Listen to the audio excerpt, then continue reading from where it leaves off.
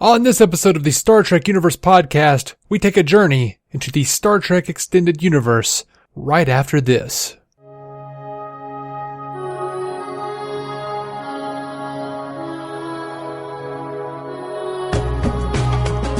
Welcome to the Star Trek Universe podcast. I am David C. Robertson. Today's episode is a special episode. It first aired as an episode of the Landy Party, the Star Trek podcast hosted by the Cosmic Potato Network's Shawn Wray. I met Shawn through a mutual friend, Scott Madison, who recommended that I talk to Shawn about being on Shawn's podcast, The Prime Direction, which is a Star Trek-related podcast where Shawn interviewed people about how Star Trek directed their life paths and gave them inspiration. Hilariously, now Scott Madison now hosts that show. And I did wind up being on Shawn's version of that. And I enjoyed being on that show, and I've enjoyed both iterations of the show. I listened to every one, so you should go check that out. I'll put it in show notes. Anyway, Shawn was hosting a convention panel at the Hoover Library's Sci-Fi and Fantasy Festival here in Alabama, Birmingham, Alabama, and he asked me to be a part of it along with MarkAdam Miller, the leader of the local Star Trek fan club chapter USS Hephaestus. The topic was, of course, the Star Trek Extended Universe, which, if you don't know what that is the novels and the comic books primarily, but it also, carries over to the games. To put it another way, it's non-canon at worst and soft canon at best, although elements of storylines, places, names, origin points for characters, all sorts of stuff that originated from the books have cropped up in official canon, aka that which is on the screen. So we discussed Star Trek novels and comics we've loved, our favorite extended universe authors, including some that we've actually befriended now on social media, and we had a great time. We also talked about whether or not or how much the book's inability to be canon affected our enjoyment of them. I had a great time. I hope you do too. All right. This panel is titled "The Star Trek Extended Universe," and we're going to talk a lot about the novels and the comics and things like that are associated with Star Trek that kind of expands Star Trek. And we'll get into it as we go. But I'm Shawn Wray. I'm the host of Cosmic Potato, the Super Fan Talk podcast. I'm Commodore MarkAdam Miller. I'm the president of the local Star Trek club, the USS Hephaestus.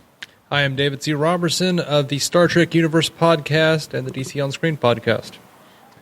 And one thing that you have any of you ever read a Star Trek novel or a comic book, a Star Trek comic book? One thing that you have, unlike the Star Wars extended universe, Star Trek novels and comics are not canon. Star Wars, they do consider those things to be canon. We can get into an argument as to how relevant it is, in another panel. But Star Trek stuff, the novels are just supposed to be entertainment. They're just stories using the characters that we love, but they have a rule that they give all their writers that you can play with the toys, but you have to put them back where you found them. You can't kill characters. You can't have a character find out that they have a long-lost love child or something like that.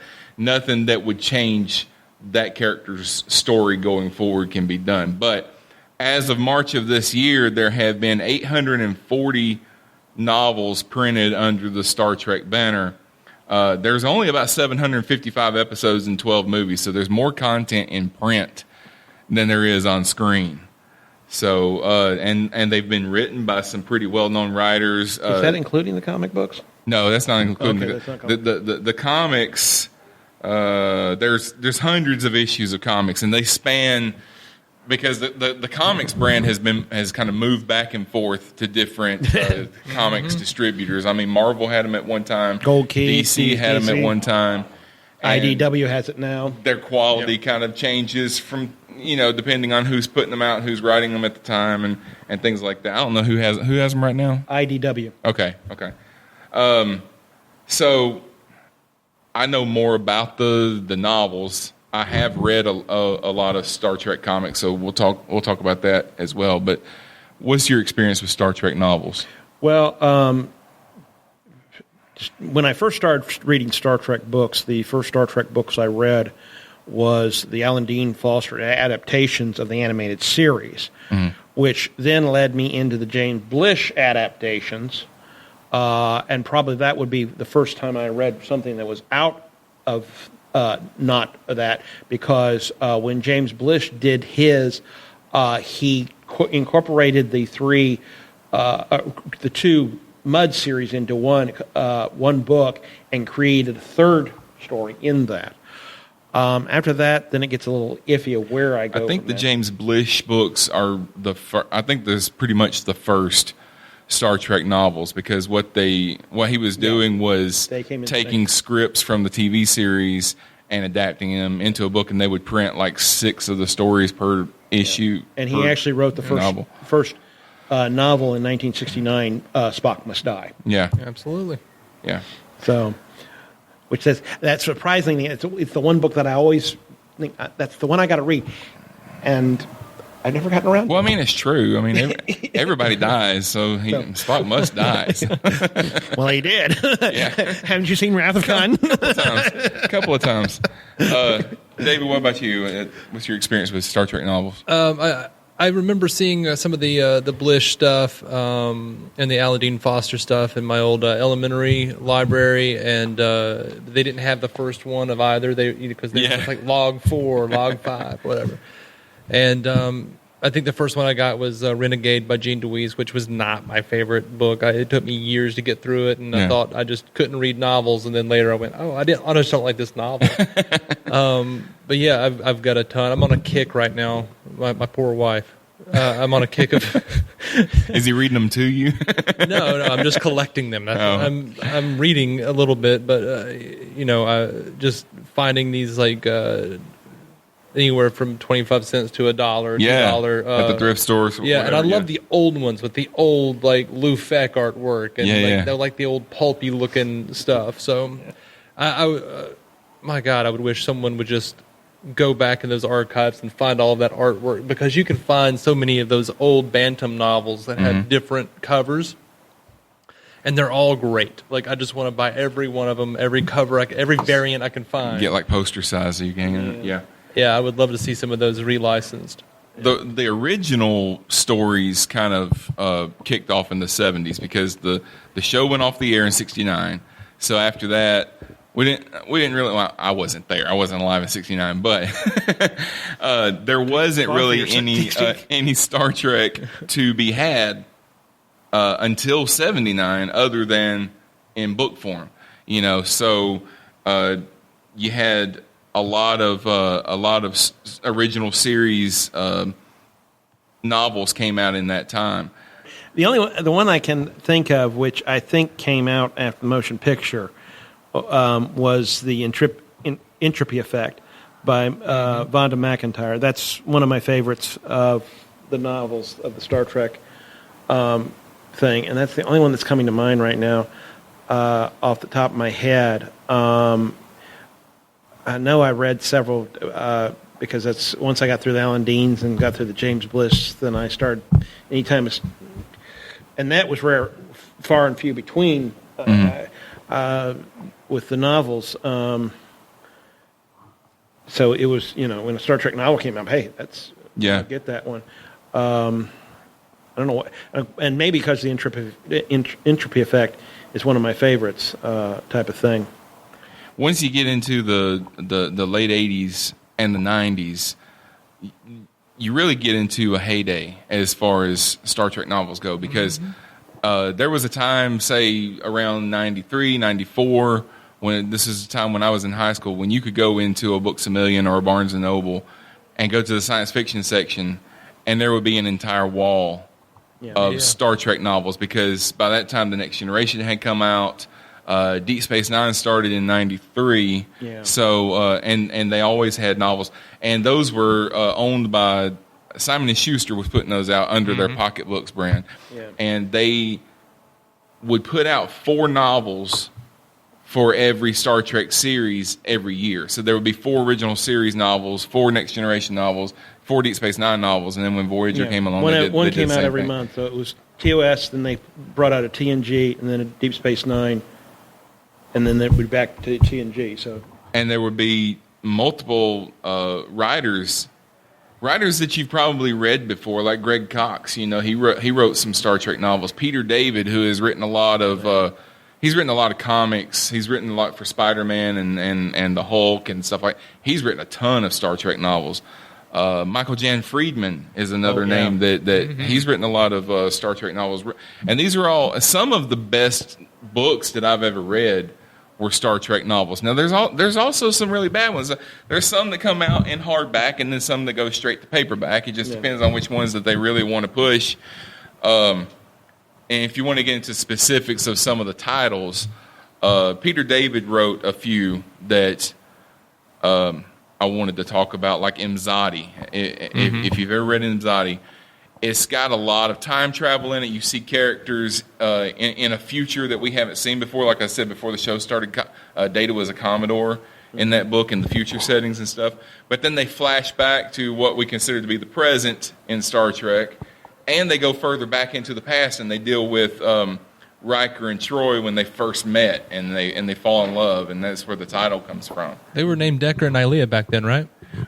No. Oh, sorry. They were originally those characters were supposed to be.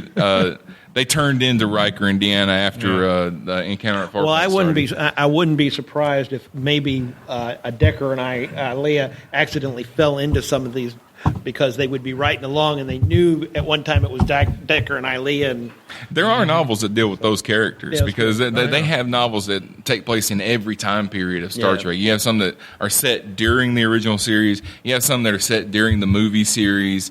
You have some that are set far in the future from that deals with the characters and settings that you've never seen them in before. When you guys want to? I don't want to dominate the entire conversation. Well, the more I read was when we started dealing with other stuff other than just the series. I'm a big fan of the Starfleet Corps of Engineers. A lot of books of SCE. They have SCE on them. Mm-hmm. There's also one. It's not the Titan books. Titans is the one about Riker. It's the one.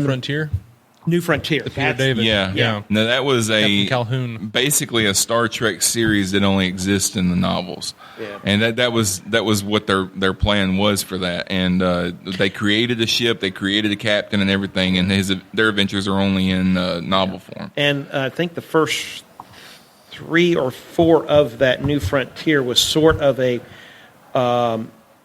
dedication leading up to Gene Roddenberry, because the 3rd or 4th book is talking about chasing the great bird of the galaxy. Yeah. Mm-hmm. So, and that was that. And characters that we know show up in those novels, because there's a couple of them that are here in this library because I've checked them out from here. But I know Picard shows up in one of those stories, and they're really good. I mean, they do a good job of fleshing out that character if you read every book in that series. Well, in the SEC or the SCE, I always say SEC because that's something else. But the SCE,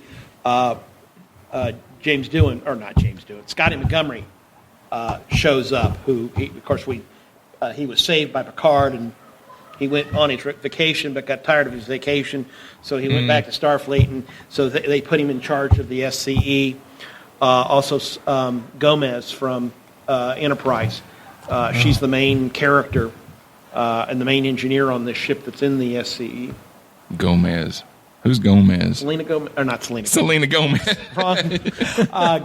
She's the one that spelled hot chocolate on Captain Picard. Oh, okay. Yeah.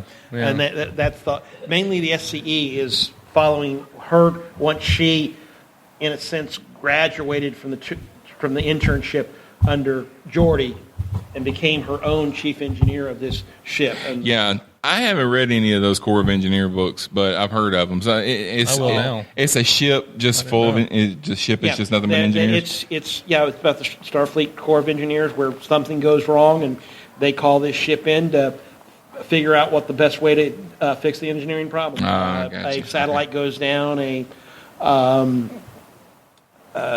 dam breaks on some planet that's actually I think it was a weather system satellite, so it went down. They had to figure out why the weather system satellite went down and this type of thing.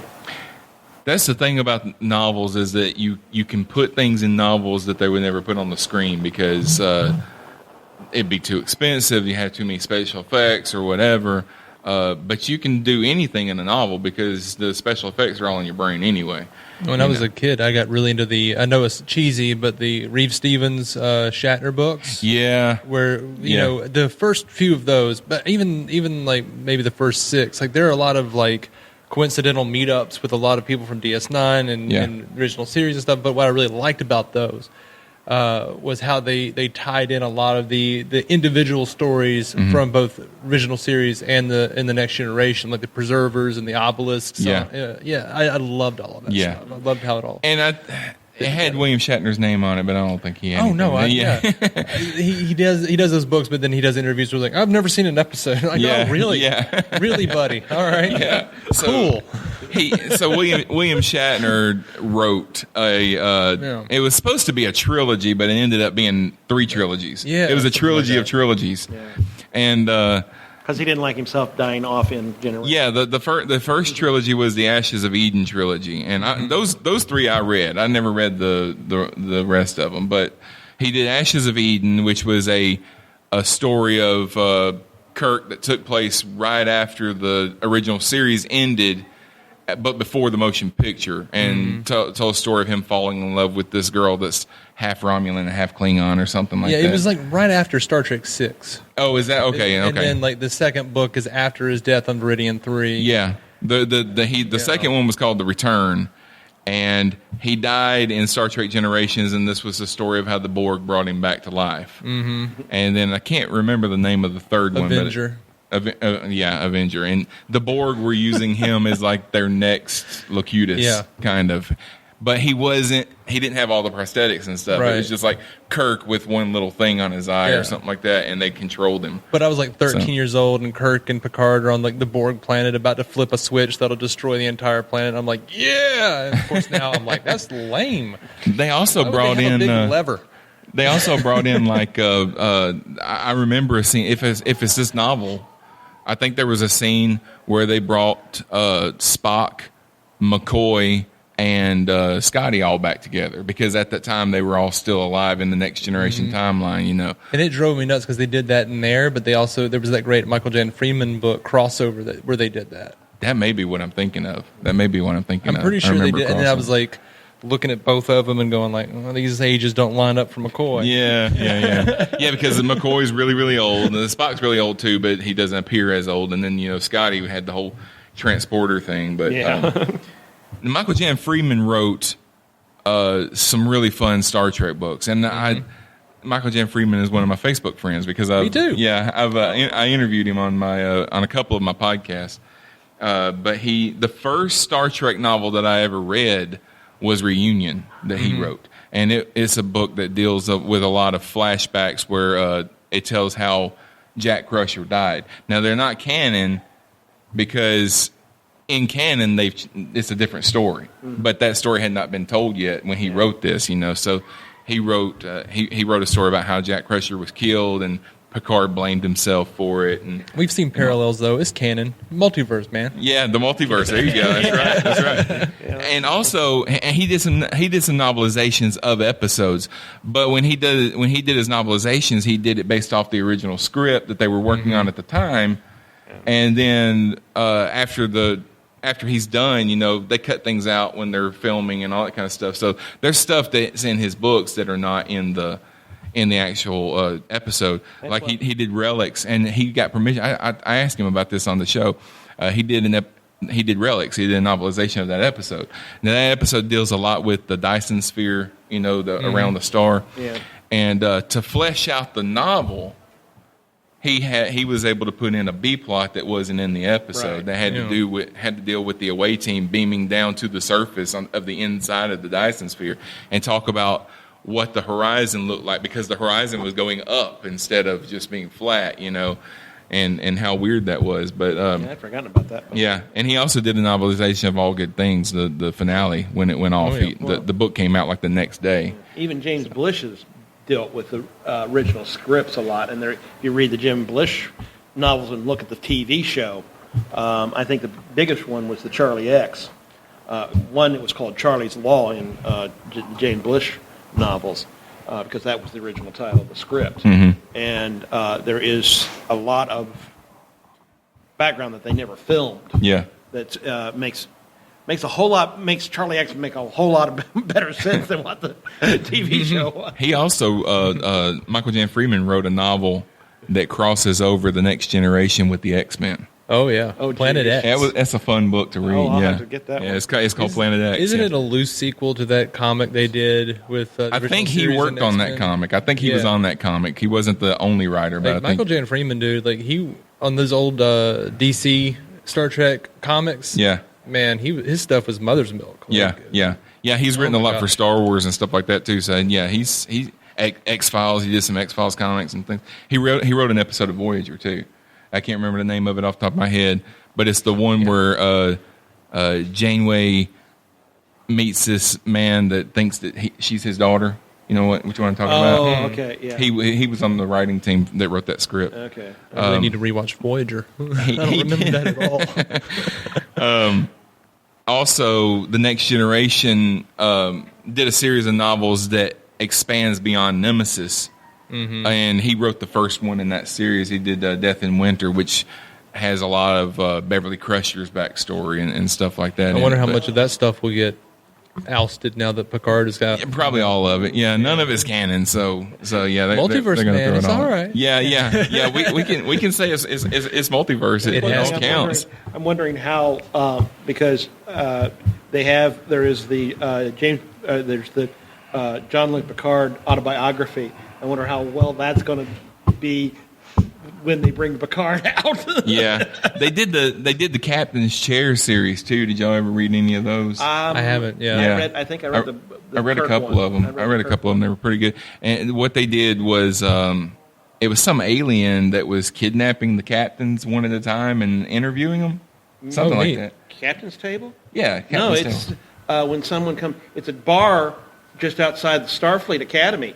And That's right. And they And- go over to the bar and they tell their greatest adventure. And they sit around and they tell a story, and then the novel is the story that they're telling. But they came out with a novel for each captain. They even came out with one for Mackenzie Calhoun. Oh, yeah. He had his own novel, and they Pike. did one for And Sulu. They did one for Sulu.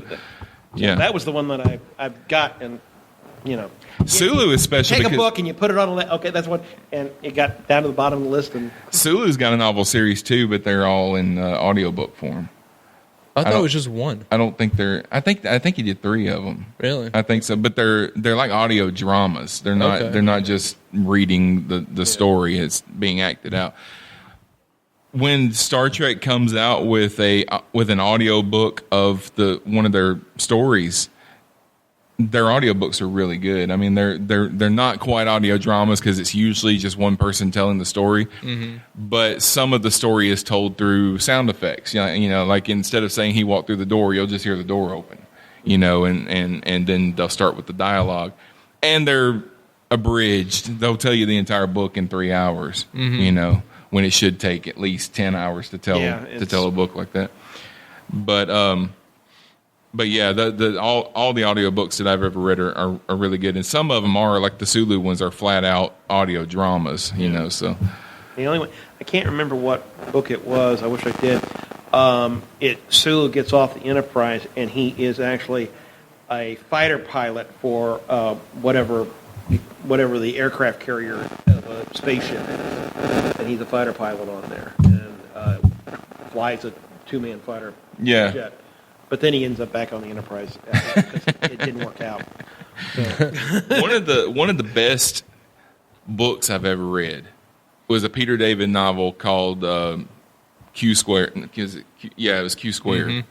Y'all both read that? Yeah, Many, that's a many years great ago. book. because that brings in Terline. Yeah. Puts him in the Q continuum. Says that Trelane was a Q the whole time, but he's like an adolescent Q, and it shows like 3 or 4 different realities. So you're seeing what we consider to be the prime universe on Star Trek, the Next Generation, but you also see a version where Jack Crusher is still alive, and I think he's captain, and Jean-Luc is the first officer.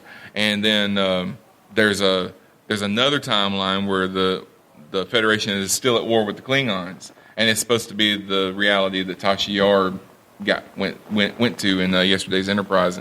And there's a couple of others that they don't expand upon as much as those three or whatever. But Trelane comes and messes everything up, and everything kind of crashes in on each other, and all these people from various realities are running around the Enterprise at the same time. And Q basically has to save the day.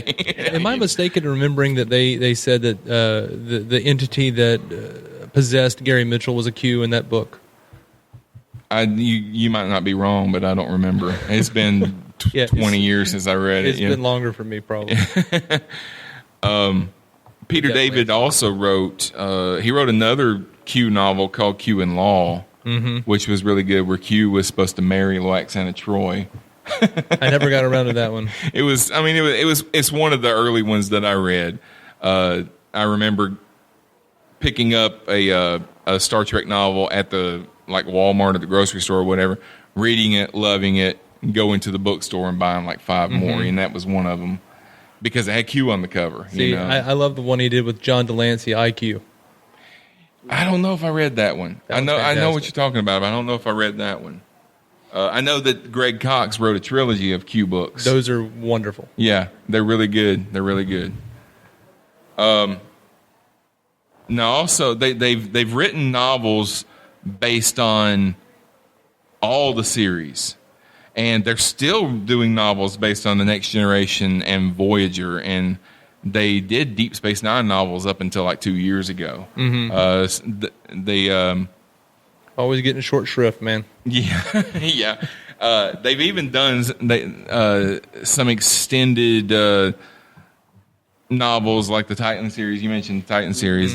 So they've got a series of novels about Captain Riker aboard the Titan, and you only see his adventures in print form.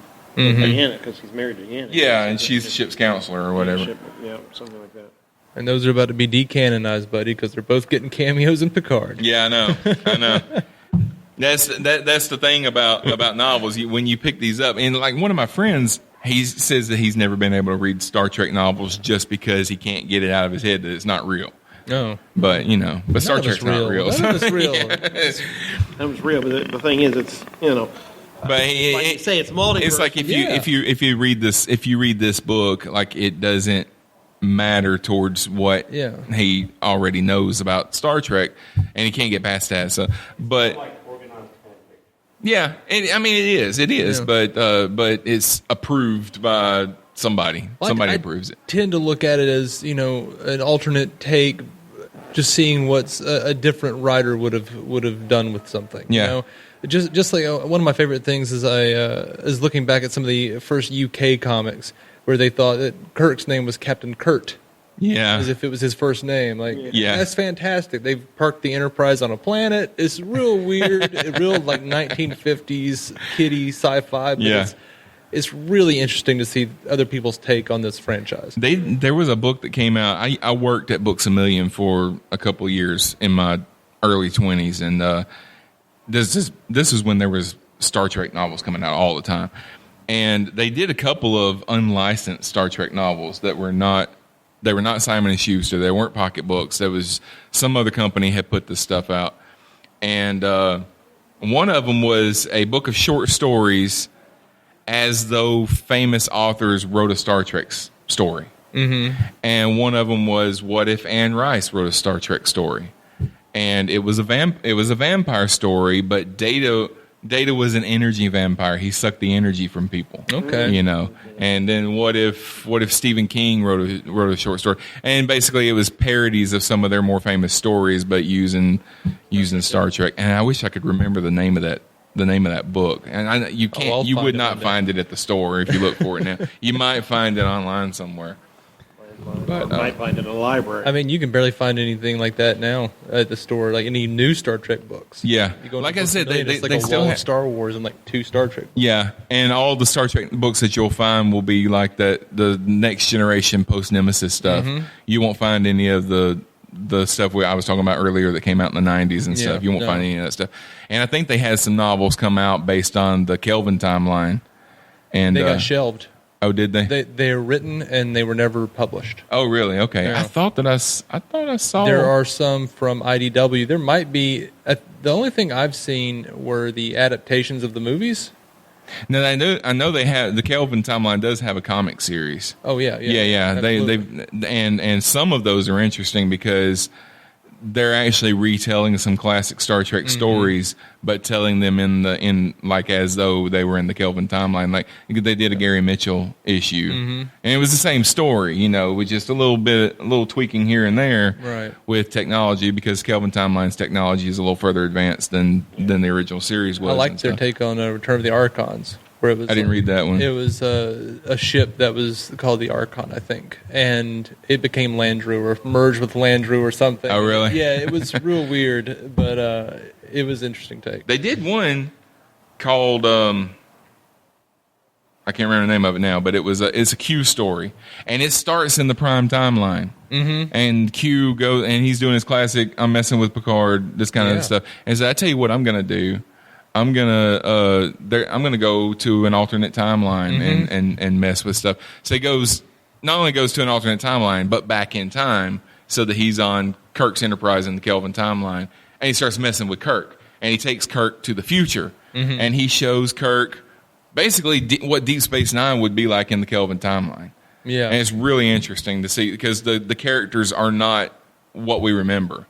They're different because their history was different. Yeah. I remember the solicitations for that, and I never got a chance to sit down and pour through it. I bought it on not a physical issue. I bought it on Comixology? Yeah, I bought it on that and read it.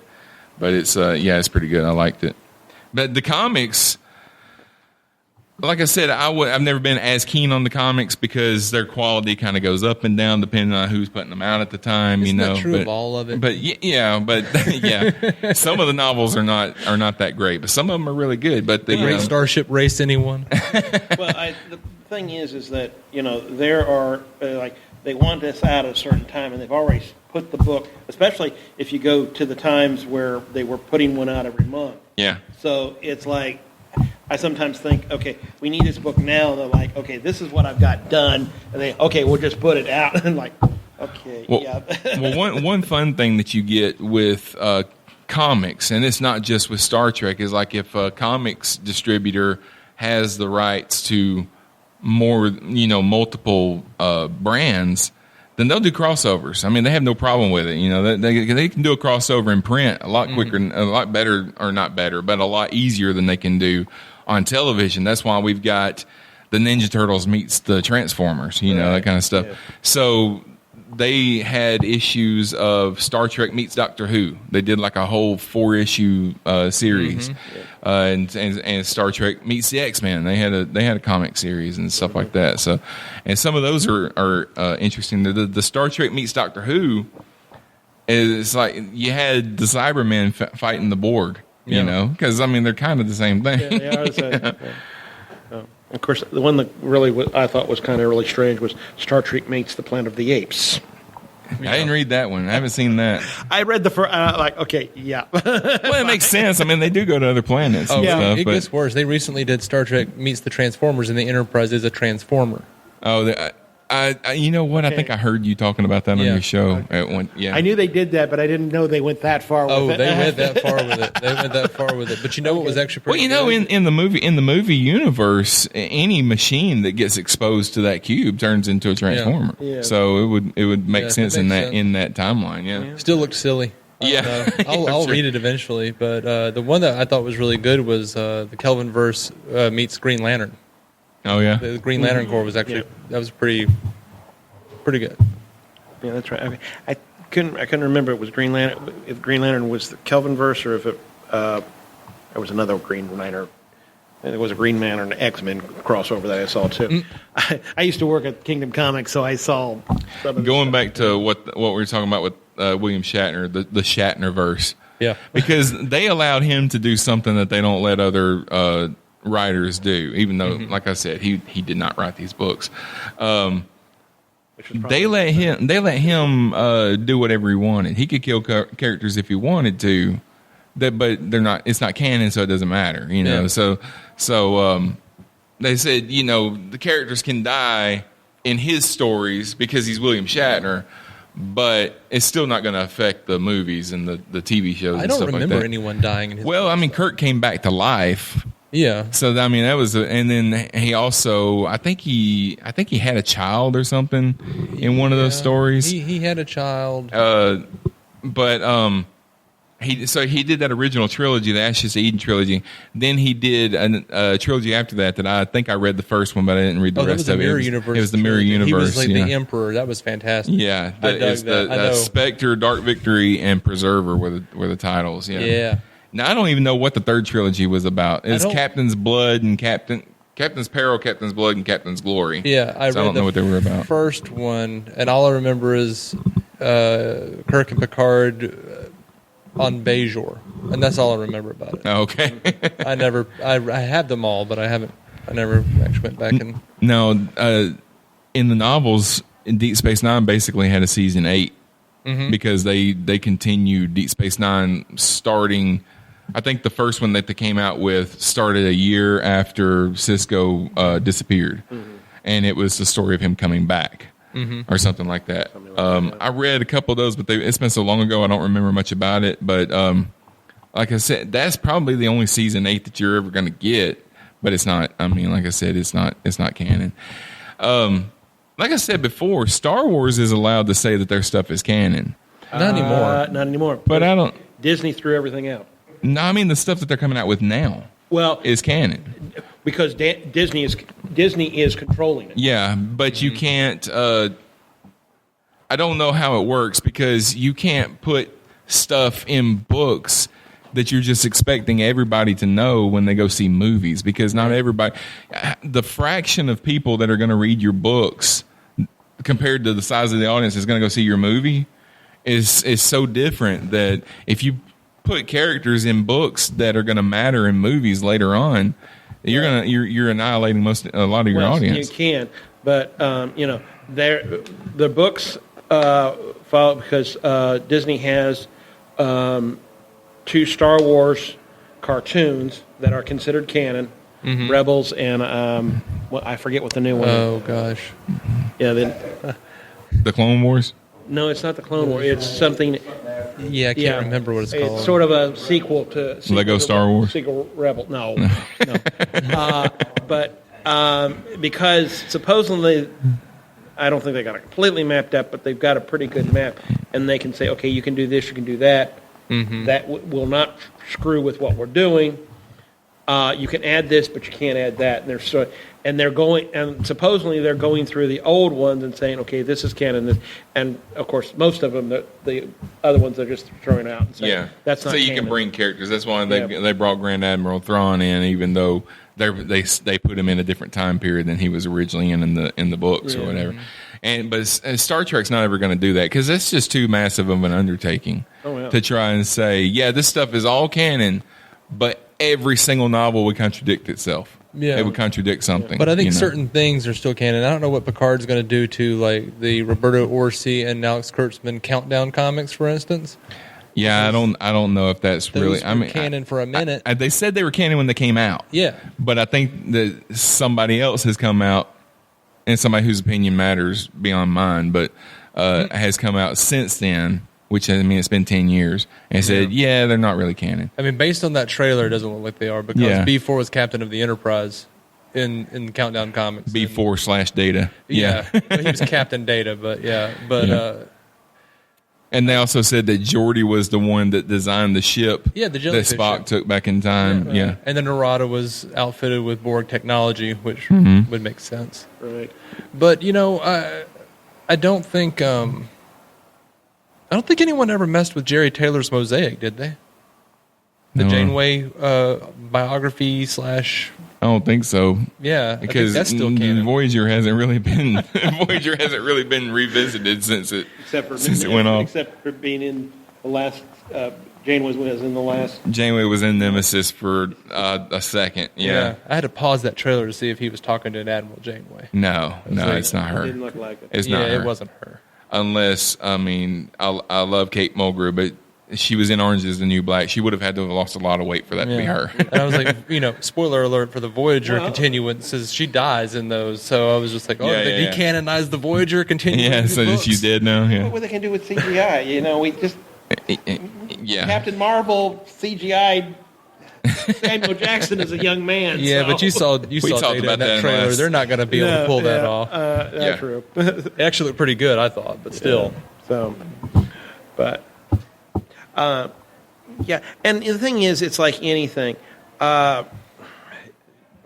They always wanted Agents of S.H.I.E.L.D. on television to be canon with the Marvel Cinematic Universe. The problem is the television series was going faster than the movies were coming out, so they finally had to drop that Agents of S.H.I.E.L.D. is canon with the MC universe. Yeah, but they always wanted to just hold on to whatever Marvel movie came out. They wanted to hold on to, we were there, we were in the background, or something like that, or we're cleaning up after this happened. Well, now if you follow the timeline, they've pretty much branched off into their own alternate universe, so they don't have to fit in with what's going on. Yeah, and so, but that's the thing. The books can come out quicker than any of the movies or television shows, and so the books can go all over the place. So that it really is hard for the books to be considered canon. Yeah, you'd also have to. Every writer would have to know what all the other writers are doing. Yeah, for their stories to mesh together, or you would have to assign them to all be writing separate timelines and storylines and all that kind of stuff. They can't even do it in the show themselves. Yeah, it would be too. I'm surprised that Star Wars is doing. I'm surprised that Star Wars is considering any of that stuff to be canon, but because that's why I don't think Star Trek. They have no need to do it now. Yeah, because you can't. Most of these books you can't even find at the store. You can buy them online. You can go to pirate sites and stuff, and you can download every Star Trek novel ever written that. I lost my train. No, back in the day, I remember. Back in the day, like even George Lucas had like certain things where like certain levels of canon. Like it was like just these video games by this publisher are soft canon. And then soft canon. These are a little harder canon, but not completely hard canon. It's just I don't know. You can look at that. The first Star Trek novel, Splinter of the Mind's Eye. Yeah, that's a Star Wars novel. Yeah, that's what I'm saying. The first Star Wars novel, Splinter of the Mind's Eye. Yeah. How can that ever be canon? Yeah. Because you got Luke and Leia making out. Yeah. Multiverse. Yeah. They weren't brother and sister in every universe. Yeah. Well, they weren't brother and sisters until Mississippi is a galaxy far, far away. Empire Strikes Back. But the closest thing is some of the writers, if they were to say anything is canon, some of the writers, I think they would probably say your stuff is canon. I think they would not have much of a problem with saying Peter David's stuff is canon because he's very meticulous in making sure that what he writes lines up with what they put out at the time. Mm-hmm. It may be contradicted later, but like Imzadi, he wrote two of those now. There's an Imzadi and an Imzadi 2. He revisited it, and you can buy it as a collection. You can buy both novels in one volume. Imzadi Forever. Yeah. When I saw the ad for that, I thought it was a third book. I was like, they wrote another one, and no, it's not. Well, I know a lot of those. I don't know if it's all. I don't think it's all of them, but a lot of them they'll put the 2 novels or 3 novels together, and then they'll add like extra interviews and stuff. The Greg Cox Q one that I was talking about, the trilogy, you can buy it as one volume, all 3 novels in one volume. It's about 1,000 pages long. Yeah, that was it Pantheon with Michael J. Freeman, which was I think it was Valiant and something else. Stargazer. I remember hearing Valiant. Yeah, Stargazer. Yeah, I can't remember. Also, they used to in the early '90s they would come out with novels and they would advertise how big the novel is. Because they had Vendetta, which is a book about Guinan and Captain Picard, and it deals a lot with what happened to Guinan's people being attacked by the Borg and stuff like that. But on the cover of the book, it says a giant novel. Yeah. Because it was like 500 pages or something like that. It's like, you're advertising that it's a big book. Okay, I can see that. I can. It's like the first giant novel. Something like that. Multiple giant novels. A giant novel. Giant size X-Men #1. Well, that might have been because most when you went with your Star Trek books, they're supposed to be the pocket books, which what are they? 200 and some pages. Pocket books? Yeah. Yeah, 200 to 300 pages. Yeah. So getting a giant novel, that was most likely it would be, in a sense, 2 smaller books put together. Yeah. Yeah, they're advertising that you're getting your money's worth because it wasn't really more expensive than the books next to it on the shelf. So, do you have a favorite Star Trek novel that you can think of? Well, both of them are Vonda McIntyre's, Enterprise and the Intrepid Effect. Those are always my favorite 2 books. That when I read them, I was like, "Oh, these are it." Yeah. Type of thing. Okay. How about you, David? I would say I have probably a few. I really love the Next Generation novel crossover by Michael Jan Freeman. Yeah. I really love the A.C. Crispin stuff. Specifically, Sarek was just heart-wrenching and amazing. I'm a big fan of the Diane Duane stuff, and I still haven't read like the last 2 of her Rihansu. And that's talk about the books getting screwed over by the movies. Like Nemesis completely ruined the Bloodwing adventures. Yeah. As far as canon goes, but those are still fantastic books, and I'd love to actually go back and finish it. Like when I got into them, they hadn't released any more forever, and there was like that edict out that we are not to speak the word Rihansu in the books anymore. Which Susan Schwartz and Diane Duane were just they were doing fantastic stuff, and I don't know. I think that's. It's a good stopping place for my list of favorites. They had a trilogy that I never got around to reading that I've always wanted to read. They had a trilogy of the eugenics wars. Oh, I never got around to I'd like to go back and check that out. It's Greg Cox. He did the Q Continuum books. He's so good. I'll tell you the story of the Star Trek novel that I was going to write, and I never finished it because